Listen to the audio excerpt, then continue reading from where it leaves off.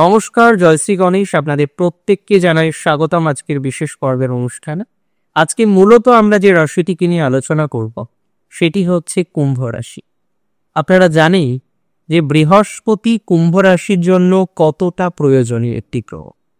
বৃহস্পতি আপনাদের ধনপতি গ্রহ, আপনাদের সফলতা ভাবের অধিপতি গ্রহও কিন্তু বৃহস্পতি। সেই বৃহস্পতি আপনার রাশির পঞ্চম ভাবে অবস্থান করছে এবং তার প্রভাবে আমরা দেখতে পারবো দেবগুরু বৃহস্পতির দৃষ্টি আপনার রাশিতে থাকবে। এবং বৃহস্পতির দৃষ্টি খারাপ না ভালো এই নিয়ে নিশ্চয়ই আমরা এর আগেও আলোচনা করেছি। তবে বৃহস্পতির লগ্নে বা রাশিতে দৃষ্টি অত্যন্ত শুভ মনে করা যায়। দেবগুরু বৃহস্পতির এহেন দৃষ্টির প্রভাবে প্রথমত আপনাদের যে মানসিক স্ট্রেস, মানসিক অশান্তি, মানসিক চিন্তা, দুর্ভাবনা, দুশ্চিন্তা, এই অবস্থা থেকে, এই সিচুয়েশন থেকে আপনি 100% বেরিয়ে আসতে পারবেন। বহু জাতক জাতিকারা রয়েছেন এত বেশি স্ট্রেস নিতে হয়, এত বেশি প্রবলেমের মধ্যে থাকতে হয়, তারা প্রবলেমটাকে মিনিমাইজ করতে পারছেন না। আমি মনে করি রাশি যদি আপনার হয়ে থাকে কুম্ভ রাশি, এই সঞ্চার আপনার স্ট্রেস থেকে আপনাকে বের করে নিয়ে আসবে। মানসিক স্ট্রেস তার মাত্রাটা অনেকটাই কমে যাবে বলে মনে করছি। এবং একটা কথা মাথায় রাখতেই হবে, কি কথা?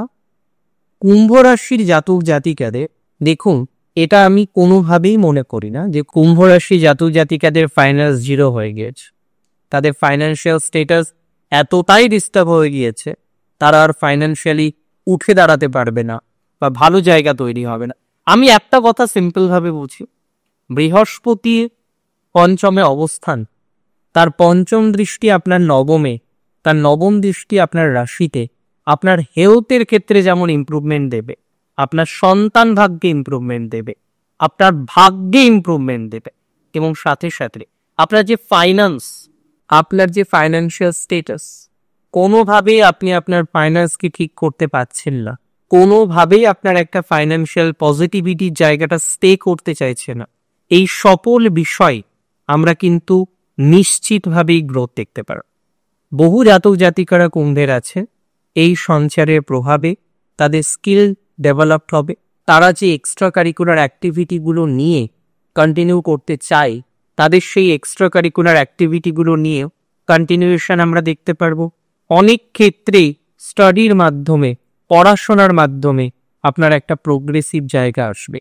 অনেকের ক্ষেত্রে দেখবেন হয়তো চাকরি করেন কিন্তু আপনি MBAটা করেননি বা MTechটা করা হয়নি, চাকরিতে ঢুকেছিলেন, চাকরি করছিলেন, এবং এখন যে চাকরি চলে গেছে তা নয়, আপনি চাইছেন নিজেকে আরো মডিফাই করতে।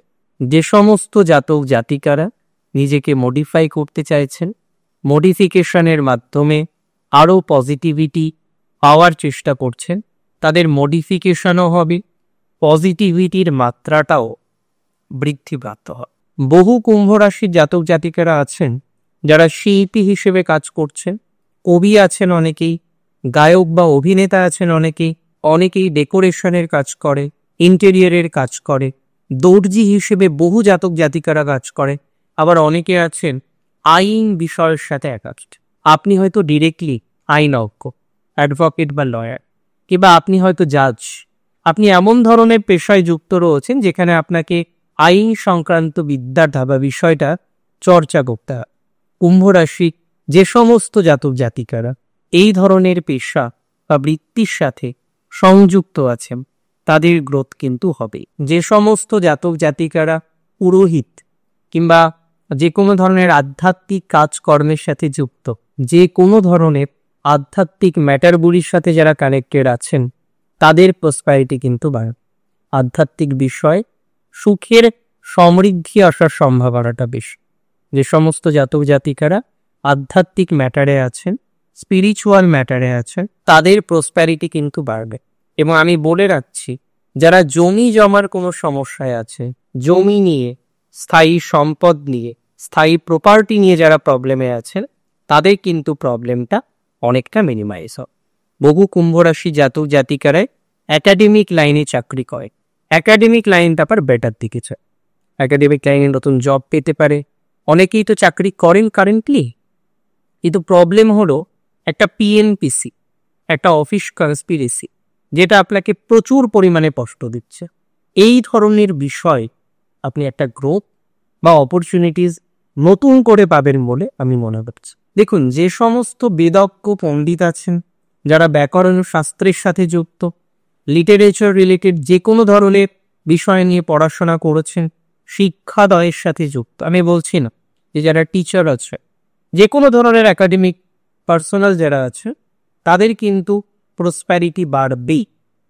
ইভেন যারা ভেষজ ঔষধের সাথে যুক্ত, যে কোনো ধরনের ভেষজ ঔষধ যারা কানেক্টেড আছেন, দশকর্মা রিলেটেড ব্যবসায় যারা কানেক্টেড আছেন, সংবাদপত্রের সাথে যারা সংযুক্ত, যারা ডুয়াল ব্যবসায় যুক্ত, মানে সেকেন্ড টাইম আর একটা ব্যবসা করে, উপার্জনের সূত্র আপনার দুটো, ডুয়াল প্রফেশন যারা পড়ছে, তাদের প্রসপ্যারিটি বাড়বে।